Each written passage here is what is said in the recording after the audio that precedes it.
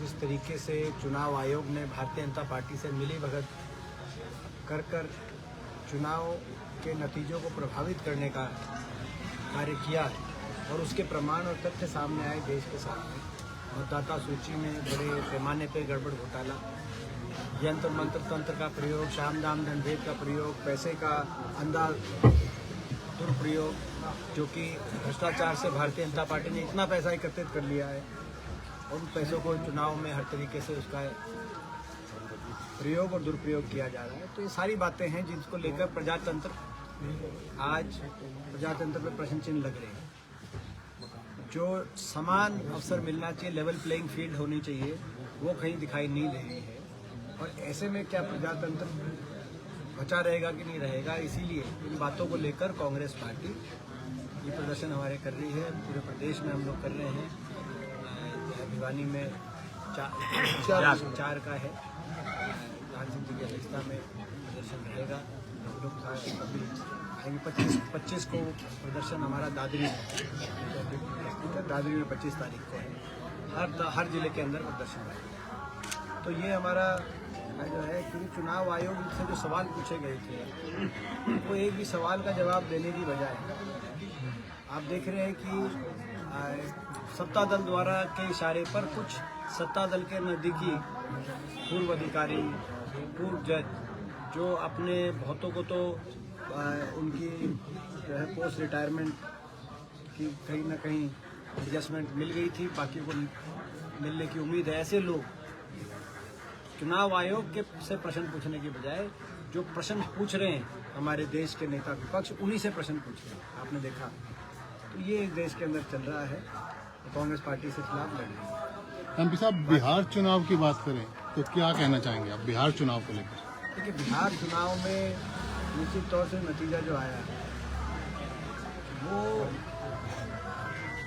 जैसी उम्मीद थी इंडिया गठबंधन को, उसके अनुरूप नतीजा नहीं आया।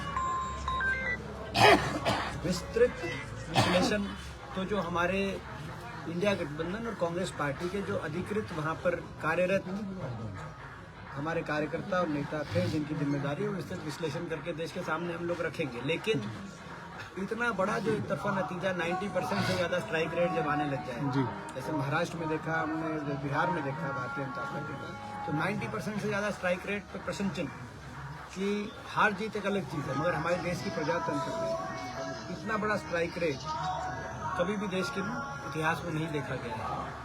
ये एक देश के लिए, सबके लिए एक सोचने का, विचारने का प्रश्न अब ये देखो। इस पे बाकी जो बातें जब हमारा नेतृत्व है वो जब सारी बातें रखेगा, इसके साथ साथ एक दो जो प्रदेश सरकार के बारे में भी आप लोगों से आप देख रहे हैं कि इस प्रदेश सरकार में एक के बाद एक किस तरीके से घोटाले सामने आते हैं। ये डबल इंजन का अर्थ, अब डबल इंजन से प्रदेश को लूटना हो गया ऐसा दिखाई देता है। इसका ताजा उदाहरण आपने देखा कि धान घोटाला, जो बड़ा भारी घोटाला, आज कई अखबारों में प्रकाशित हुई खबर कि 40%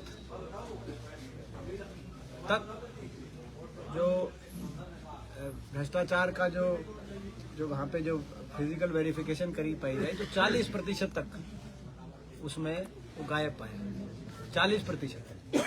और यही कारण है जो मैं शुरू से एक बात कह रहा हूँ और हम लोग कह रहे हैं शुरू से कि इस सीजन में आप सबको जानकारी है कि काफ़ी व्यापक वर्षा हुई थी और बारिश की वजह से, जल भराव की वजह से पैदावार घटी थी।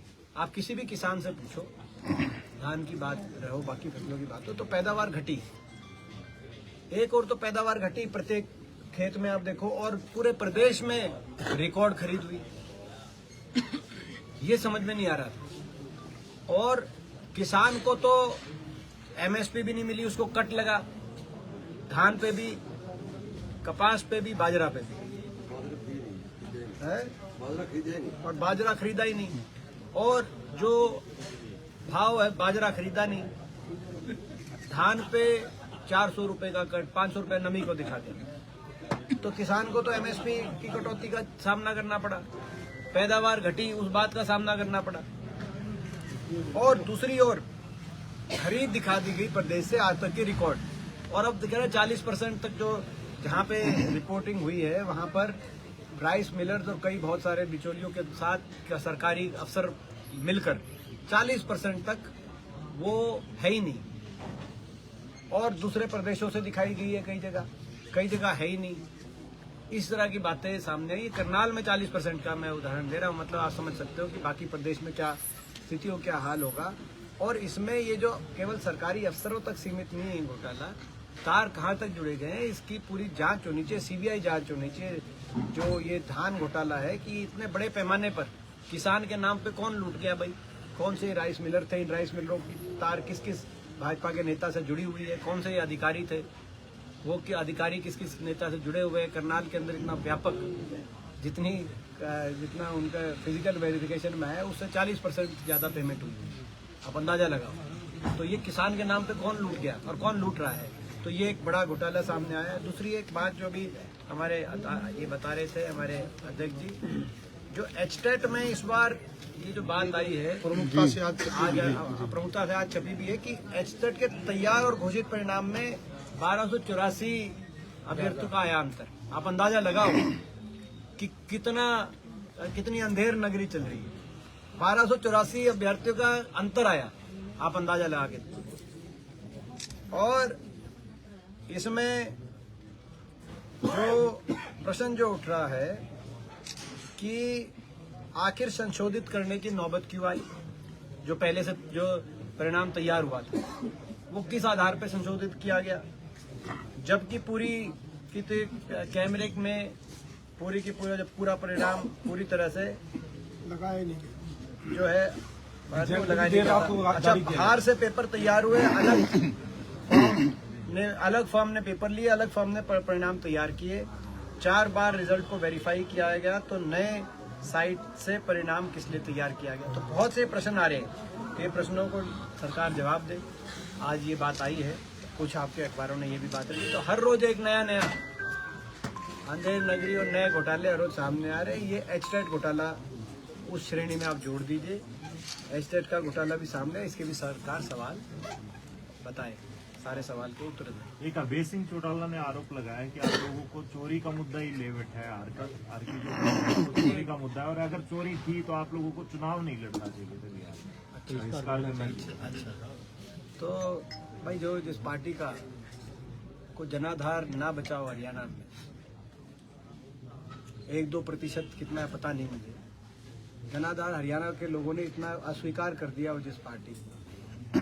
अब उनका तो लोगों ने अस्वीकार कर दिया, तो हम उनके सवालों का जवाब क्या दें। उन पर ज्यादा उनके सवालों का जवाब देना मैं ठीक नहीं सकती। लाडो लक्ष्मी योजना जो स्टेट में चल रही है उसके बारे में क्या कहना चाहेंगे।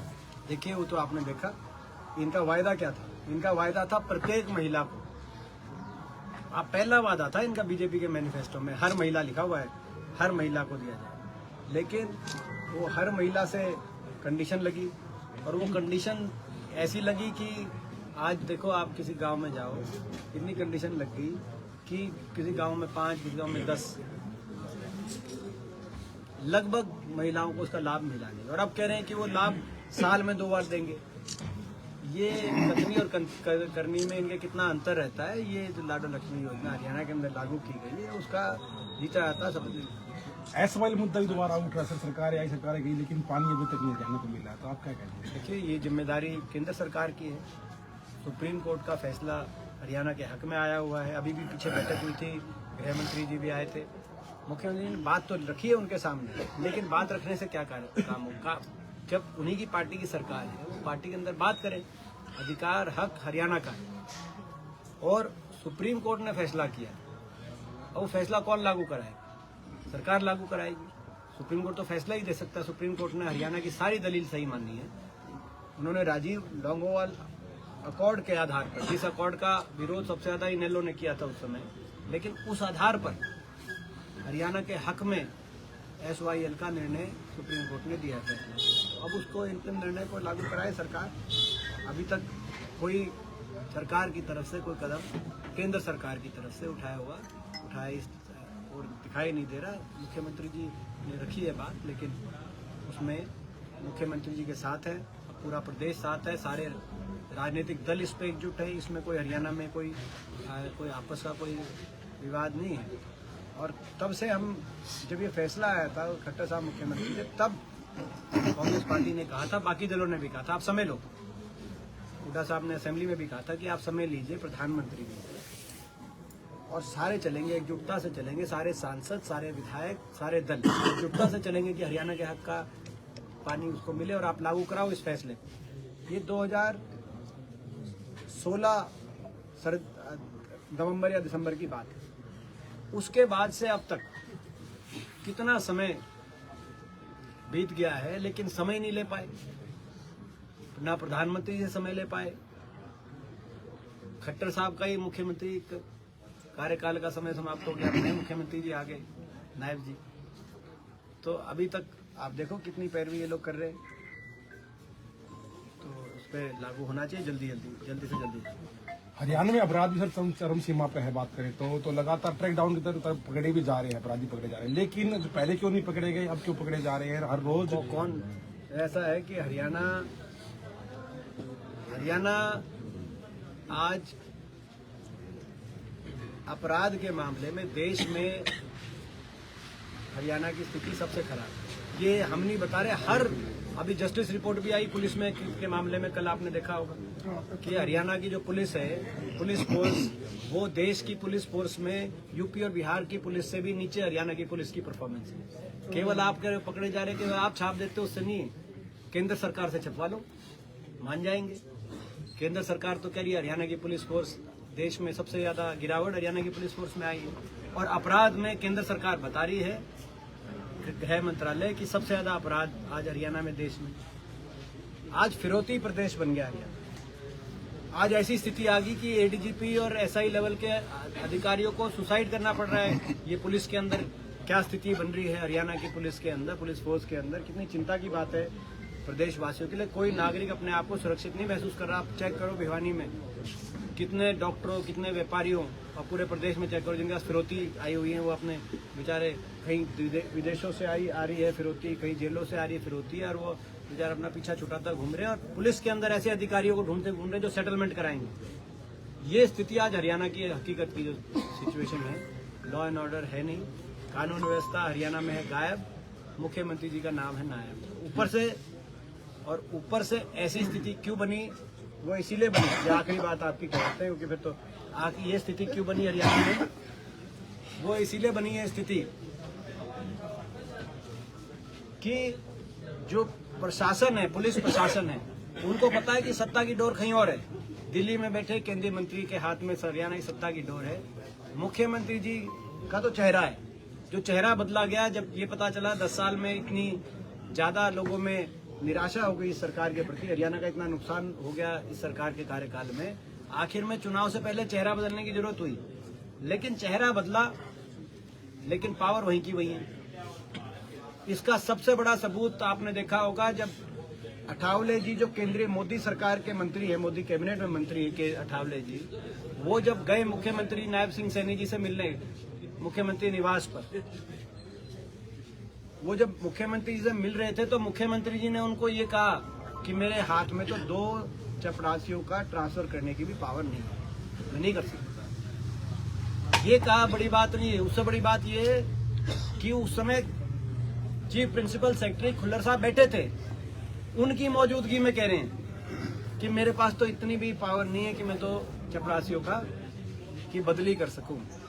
ये हरियाणा में प्रजातांत्रिक सरकार की यथास्थिति है। तो जब अधिकारियों को ये पता है कि मुख्यमंत्री जी के पास कोई पावर नहीं है, तो जहां है वहां से अपनी ट्रांसफर पोस्टिंग की बात करते हैं, और जिनके पास है उनकी जवाबदेही नहीं।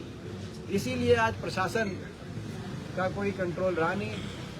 जितने अधिकारी हैं वो अपनी मर्जी से प्रदेश को जो है चला रहे हैं, और आज ये हालात कानून व्यवस्था की है। 100 बात की एक बात है, हरियाणा में मुख्यमंत्री जी का नाम है नायब,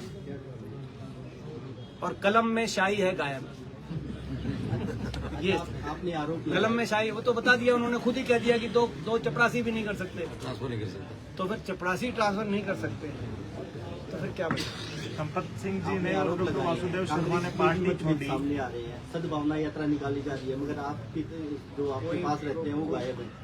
कोई मतभेद नहीं है और जो है मैं समझता हूँ पूरी कांग्रेस एकजुटता से इसमें आगे बढ़ी।